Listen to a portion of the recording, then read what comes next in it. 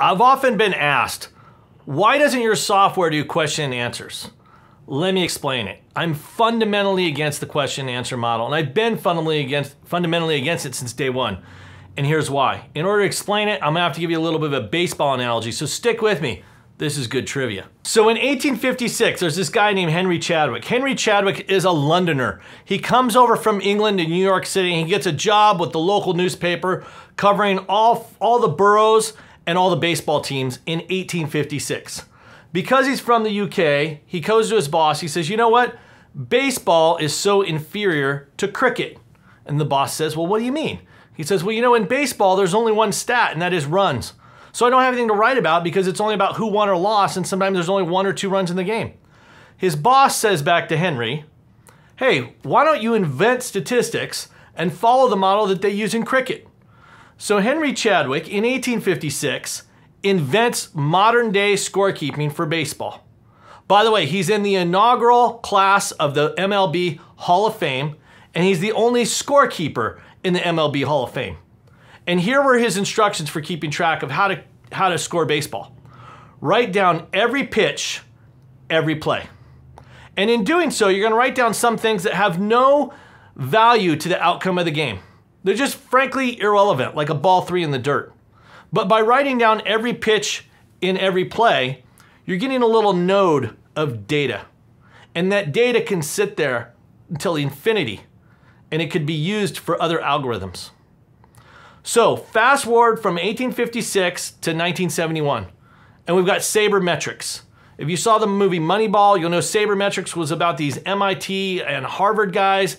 They created these algorithms, and what they did was they put it on top of the data of the last 150 years worth of baseball stats, and they figured out a way to win baseball games looking deep into the statistics of players, whether they were offense and defense and pitching. But here's what the sabermetric guys did not do. They didn't go to all the scorekeepers in baseball across America, Little League, softball, everything. They didn't go to those scorekeepers, and they did not say, hey, we've got a new stat we need you to track. We've got a new way of keeping score. That didn't happen. What they did do was they put algorithms on the existing data because thanks to Henry Chadwick, every pitch and every play was already sitting there. Now, how does this pertain to how we sell beer and whether we have a question and answer model? First of all, if you take the question and answer model that a lot of suppliers and distributors want to use in today's environment to track displays, and you apply that to baseball, it would look like this. Did the batter swing? Did the batter make contact? Yes or no? Did the ball go to right field? Yes or no? Did the ball go to center field? Yes or no? Did it go to left field? Did it go to first base? Did it go to second base? Oh, it went to second base? Did the second baseman field it cleanly? Did they catch it before it bounced? Yes or no? Did they throw it to first base? Yes or no? Did they throw it to second base? Yes or no? Did they throw it to third base? Did they make a play at home? Did they make a double play? There are conceivably about 315 yes or no questions for every pitch in baseball if we kept score the way some people like to keep score in the beer business by asking questions about, is this brand on display? Does this brand have POS? Was this brand next to a competitor? Did the brand have the right price? Was it in the right store location? You see the analogy I'm making here? It's so ridiculous for us to think that we would track baseball scorekeeping by asking 315 questions per pitch.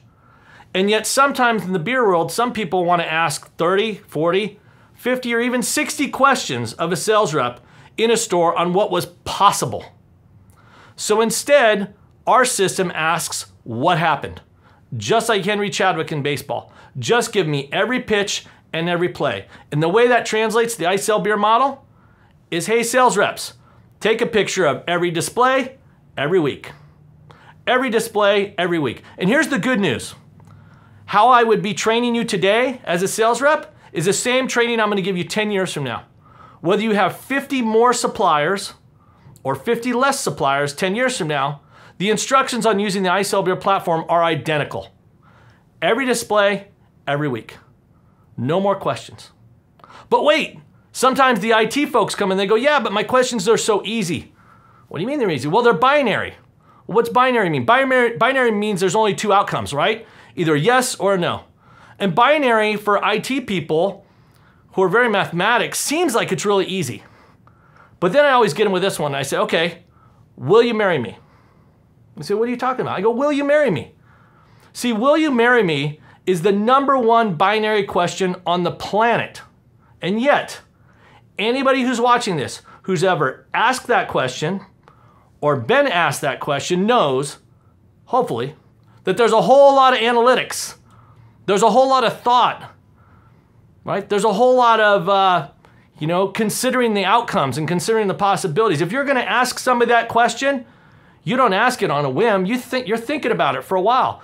And if you're going to get asked that question, you're also thinking it for a long time. You're thinking about all the behaviors and the possibilities and the outcomes and how you're going to partner together. In other words, here's my point.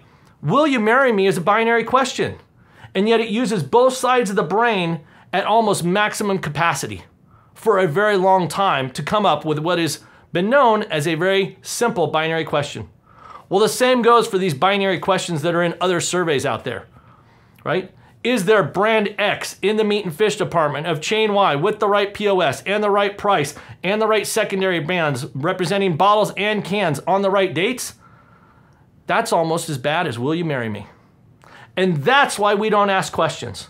So questions aren't scalable.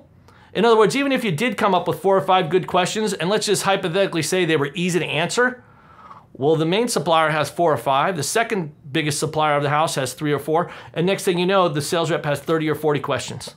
So it's not scalable, right? It's also not something you could put an algorithm on. You can't write algorithms on software to take data that is yes and no's and combine a bunch of yes and no's to get smarter. And here's what I'm talking about. Today, we can go back and we could say to the baseball computers, what was the New York Yankees batting average against left-handers in 1955?